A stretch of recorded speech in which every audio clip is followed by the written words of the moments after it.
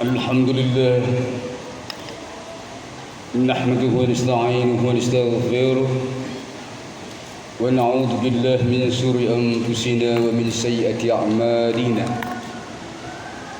من يهد الله فلا مضل له ومن يضلل فلا هادي له أشهد أن لا إله إلا الله وأشهد أن محمدا عبده ورسوله المبعوث الذي لا نبي بعده اللهم صل وسلم على محمد وعلى آله ومن تبعه بإحسان إلى يوم البعث فيا أيها الذين آمنوا اتقوا الله حق تقاته ولا تموتن إلا وأنتم مسلمون قال الله تعالى في كتابه الكريم أعوذ بالله السميع العليم من الشيطان الرجيم بسم الله الرحمن الرحيم يا أيها الذين آمنوا كتب عليكم الصيام كما كتب على الذين من قبلكم لعلكم تتقون. Wahai sekalian orang-orang yang beriman, telah difardukan terhadap kamu berpuasa sebagaimana telah difardukan terhadap umat-umat sebelum kamu agar kamu bertakwa. Al-Quran surah Al-Baqarah 183. فإن أصدق الحديث كتاب الله وإن خير الهدي هدي محمد صلى الله عليه وسلم وشر الأمور محدثاتها وكل محدثات بدعة وكل بدعة ضلالة وكل ضلالة في النار.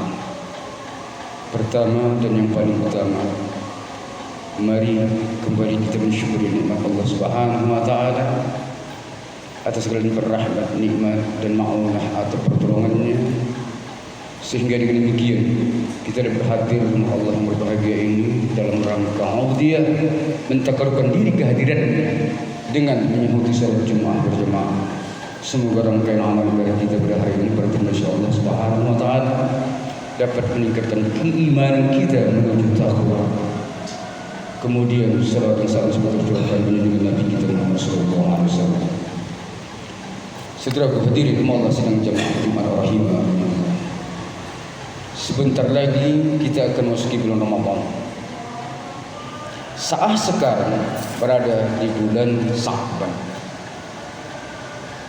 Pada saat bulan Sya'ban mendekati Ramadan, Rasulullah pernah berkhutbah ke atas mimbar. Ketika beliau naik di tangga pertama, dia mengucapkan amin. Naik ke tangga kedua, dia juga mengucapkan amin. Dan tangga ketiga dia mengucapkan amin salasa marrah, 3 kali. Nah, kemudian hadirin Allah bahagia, setelah selesai khutbah, sahabat bertanya, "Ya Rasulullah, tadi Rasulullah menyebutkan amin, amin, amin salasa marrah. Amin, perkenankan ya Allah, perkenankan ya Allah, perkenankan ya Allah 3 kali. Ada apa ya Rasulullah?" Rasulullah menjawab, "Tadi ketika aku naik pada tangga pertama di podium, malaikat Jibril datang kepadaku dan mengatakan, jangan terima atau celakalah orang yang berpuasa ketika seorang istri tidak meminta maaf kepada suaminya." Amin, kata Rasulullah. Ketika naik tangga yang kedua, malaikat Jibril juga berdoa dan diaminkan Rasulullah, "Ya Allah, jangan terima puasa anak-anak sebelum memohon maaf atau mengampun kepada kedua orang tuanya." Amin, kata Rasulullah. Yang ketiga, jangan terima ibadah orang berpuasa, ya Allah. Kata malaikat Jibril, seorang sahabat yang berpuasa tetapi belum meminta maaf pada sahabat yang lain. Amin, kata Rasulullah. Nah, hadirin hamba Allah bahagia, sekilas redaksi saya ungkapkan ini seperti hadis dan saya pernah mendengar seorang menyampaikan ini. Ternyata inilah yang menjadi dasar memang berniat baik ketika menyambut Ramadan menjadi tradisi lokal, saling bermaafan, mengucapkan selamat maaf dan sebagainya. Sekilas seperti hadis, padahal realita ini bukan hadis tapi redaksi yang dibuat-buat karena orang barangkali ingin agar baik dan sebagainya, tetapi tidak bisa menjadi dasar atau nas dalil untuk saling bermaafan ketika menyambut Ramadan di bulan Sya'ban. Kenapa? bukan hadis. Rasulullah bersabda dalam satu hadis sahih riwayat Bukhari katakan, "Man kadzdzaba aliyya falyatabawa minan nar, maqtahu minan nar." Apa kata Rasulullah? Barang siapa yang dengan sengaja berdusta dengan mengambil atau menggunakan atas namaku, maka bersiap-siaplah tempat duduknya di neraka. Naudzubillah. Artinya apa? Menjual nama Rasulullah, menjual hadis padahal bukan hadis tadi itu. Mau palsu, redaksi yang dibuat-buat. Jadi oleh karenanya dasar perintah bermaafan menyambut Ramadan tidak ada sama sekali. Cuma sebagian ulama mengatakan karena sifatnya bukan ibadah, muamalah silahkan. Tetapi bukan dasar menyambut Ramadan saling bermaafan, terlebih lagi secara berkumpul dan sebagainya. Namun ketika Aidil Fitri mengucapkan taqabbalallahu minkum itu dibenarkan, bukan juga bermaaf. Kenapa? Karena intinya Rasulullah SAW bersabda ya, dalam satu hadis yang lain yang sahih valid identik mirip dengan hadis ini. Hadis sahih riwayat Ahmad, Utsaimmah dan Tirmidzi. Apa kata Rasulullah? Ketika Rasulullah khutbah di bulan Sya'ban, naik ke tangga mimbar yang pertama dia mengucapkan amin, kedua amin, ketiga amin. Selesai berkhutbah, sahabat bertanya, "Ya Rasulullah, tadi kami mendengar Rasulullah mengucapkan amin, amin serta maaf. Ada apa ya Rasulullah?" Menjawab Rasulullah SAW, ketika naik tangga pertama, malaikat Jibril menemui saya dan mengatakan serta berdoa, "Ya Allah, celakalah, rugilah orang yang memasuki mendapati bulan Ramadan tetapi setelah keluar Ramadan tidak terampunkan dosanya." Amin, kata Rasulullah. Amin yang kedua, ketika seorang anak mendapati salah seorang orang tuanya atau kedua orang tuanya tetapi tidak menghantarkannya pengabdiannya ke surga terhadap kedua orang tua. Amin, kata Rasulullah. Yang ketiga, ketika aku naik ke atas mimbar, malaikat Jibril berdoa, "Ya Allah, celakalah, rugilah ketika namamu disebut ya Rasulullah, orang tidak berselawat kepadamu." Amin, kata Rasulullah. Hadis sahih ini yang valid. Bukan yang saya ungkapkan pertama tadi rekayasa bentuknya atau modifikasi. Bukan hadis. Mohon ampun kepada suami, istri, anak orang tua, sahabat-sahabat. Tidak. Salah kaprah bukan dasar. Tapi ini hadis yang benar. Kenapa saya katakan demikian? Baik, saya uraikan. Pertama sekali, firman Allah surah Al-Baqarah 183 menjelaskan embrio orang yang berpuasa mempunyai potensi takwa. Garansi Allah. Lihat, ya ayyuhalladzina amanu, wahai orang beriman, kutiba alaikum siyam, difardukan terhadap puasa, kama kutiba alal ladzina min qablikum, sebagaimana umat sebelum kamu, umat Nabi Musa, Nabi Aisyah dan seterusnya yang agama samawi, mereka juga berpuasa agar mereka bertakwa, berhati-hati, ihtiyat. La'allakum tattaqun, agar bertakwa. Artinya apa?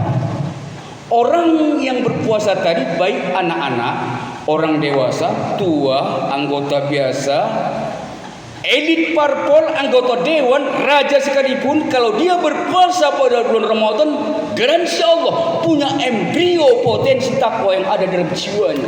Meskipun barang kecil, dia cas di bulan Ramadan dengan pendidikan Ramadan, kembang berkembang. Akhirnya iman tadi mutakin. Tetapi orang yang sehat, gagah, kokoh dan sebagainya tidak mau melaksanakan ibadah siam Ramadan, walau kaya anggota dewan dan sebagainya, kalau tidak berpuasa sedikit pun tidak ada embrio takwa dalam jiwa. Bahkan dia dengan tidak berpuasa, tidak mau perintah Allah di bulan Ramadan tadi, menabung, katakan nutrisi kefasikan, kemunafikan yang menghantarkannya terjerumus kepada kekufuran, iman yang paling lemah. Orang yang sehat tidak berpuasa tanpa uzur sama sekali, kecuali gila, sakit ganjil lain, atau haid, atau anak-anak, atau tidur selamanya, tidak wajib berpuasa. Kalau sehat dia berpuasa, insya Allah embrio mutakin yang ada kecil dalam jiwanya tadi akan berkembang. Inilah diri di bulan Ramadan. Nah, sehingga Rasulullah SAW dalam hadis sahih Muslim mengatakan, Man shoma Ramadan imanan wa ihtisaban ghufira lahu ma taqaddama min dhanbi. Barang siapa saja yang berpuasa di bulan Ramadan dengan iman dan ihtisab itu keberhati-hatian. Di samping menjaga yang membatalkan puasa secara juridis atau fikih, menjaga juga yang mengurangi nilai ibadah puasa. Akan terampunkan dosa yang lalu. Nah, berhubungan dengan hadis tadi, maka merugilah orang-orang yang memasuki bulan Ramadan, mendapati bulan Ramadan, tapi dosanya setelah keluar Ramadan tidak terampuni. Kenapa? Dia hanya berpuasa secara juridis, secara fikih atau syar'i. Artinya apa? 3 yang membatalkan secara juridis.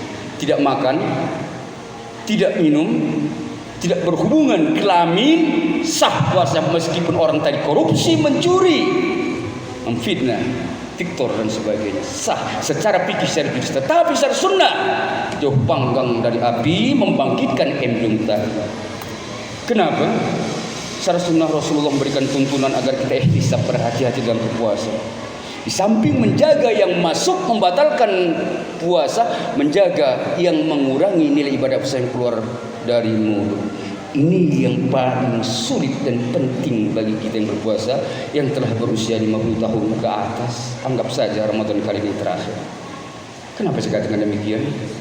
Baik, satu hadis riwayat Bukhari dikatakan, "Malam yada' qalat tur wal amala bihi wal jahla fa laysa hajatan min Allah fi ayta ta'ama wa syarab." Sahih hadis tadi. Kata Rasul, "Malam yada' qalat tur." Barang siapa saja anak-anak, orang tua, ulama, anggota dewan, elit dan sebagainya yang berpuasa tidak mampu meninggalkan ucapan yang tur, sia-sia. Misal Sultan Turni berbohong, memaki, memfitnah dan sebagainya, itu semua ucapan sia-sia.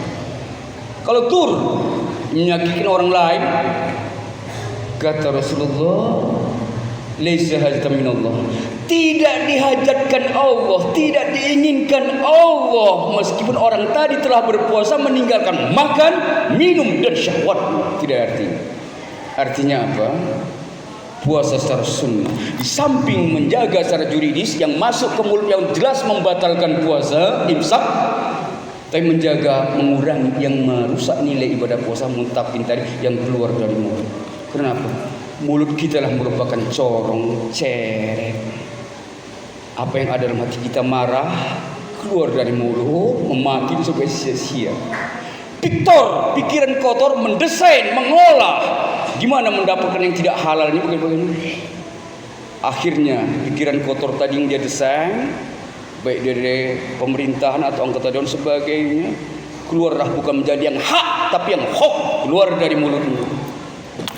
Isu pandemi dan sebagainya, keluar hok. Itu semuanya dia berpuasa, tetapi itu tidak dijaganya ucapan yang sia-sia dari pikiran kotor dan hati kotornya, maka keluar dari Ramadan tidak terampunkan dosa-dosa. Ini hadis sahih dari Ibnu Majah tadi, ketika Rasulullah mengucapkan amin yang pertama, jangan terima orang yang meskipun Ramadan mendapat Ramadan tapi keluar Ramadan tidak terampunkan dosanya. Kenapa? Tidak dia jaga yang keluar dari mulut. Kalau puasa segera tidak makan, tidak minum, anak tika lebih ahli. Tetapi dia menangis, bertengkar, berantem dan sebagainya. Begitu juga barangkali tidak sedikit para anggota dewan, para elit pemerintahan kita berpuasa, buka bersama di foto, tetapi hasil peraturan, sikap dan tindakannya, kebijakannya banyak tidak adil kezaliman. Kenapa? Pikiran kotor, puasa. Oleh karena hadirin Allah, mari kita perbaiki Ramadan kali ini. Jangan hanya sekedar menyambut Ramadan minta supaya tak puasa Rasulullah, sunnah Rasulullah tadi. Kenapa?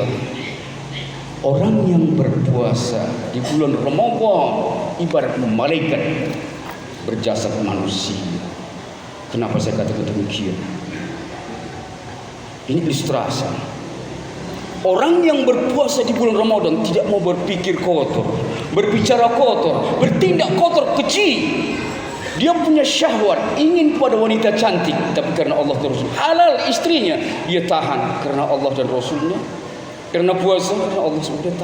Dia ingin panas-panas minum teh manis dingin, es pokat segar, halal baginya, dan dia butuh untuk itu, haus lapar, makan enak, ada uangnya, tetapi karena Allah dia berpuasa, dia tahan karena taatnya ini perintah Allah. Maka pada saat itu orang yang berpuasa ibadat malaikat hanya bertasbih, berzikir, beribadah yang wajib, puasa, sholat wajib, dan ibadah sunnah, qiyamul lail dan sebagainya. Ibadat malaikat. Kalau malaikat wajar, tidak punya nafsu makan, minum, dan hubungan suami istri, tidak butuh makanan itu, dia hanya bertasbih, wajar. Tetapi namanya manusia yang punya syahwat, punya keinginan manusia untuk berpikir yang negatif dan punya nafsu pada wanita, makan dan sebagainya. Tetapi karena Allah, dia bersifat seperti malaikat. Orang yang mutakin pada bulan Ramadan ibarat malaikat berjasa di manusia, luar biasa. Mari hadirin Allah bahagia. Kemudian yang kedua, ketika Rasulullah naik atas mimbar tadi, dia menjelaskan merugilah atau celakalah orang-orang mendapati kedua orang tuanya tetapi tidak menghantarkan surga. Artinya apa? Ada ayah pemalu, tidak disantuni, tidak perhatikan, bahkan menyakiti sebagainya. Tidak dia berbuat baik, biru walidain. Nanti kalau sudah tidak ada orang tua, sekarang berbaiklah orang selagi masih ada. Kalau dulu kita dirawatnya, sekarang dia sakit tidak bisa apa? Gantian kita merawat. Itulah biru walidain. Jangan gara-gara orang tua sakit, orang tua sudah dipikul semuanya menjadi dosa. Maka kata Jibril, celakalah, rugilah orang yang masih mendapati kedua orang tapi tidak menghantarkan surga. Mengabdilah kepada orang tua. Ada sedikit santunan. Kalau tidak bisa memberikan santunan, minimal jangan sakiti hati. Yang ketiga, Rasulullah mengucapkan amin adalah ketika nama Rasulullah disebutkan, dia tidak berselawat di hadapannya. Tiga, inilah hadis yang valid. Sementara yang menyatakan tentang tidak diampunkan Allah atau celakalah orang yang tidak masuk bulan Ramadan, tidak saling bermuamalah kepada suaminya, anak kepada orang tuanya, dan sahabat-sahabatnya, itu kamuflase, bukan hadis. Semoga menjadi renungan kita bersama. Fa'tabiru ya ulul absar, innahu huwal ghafurur rahim.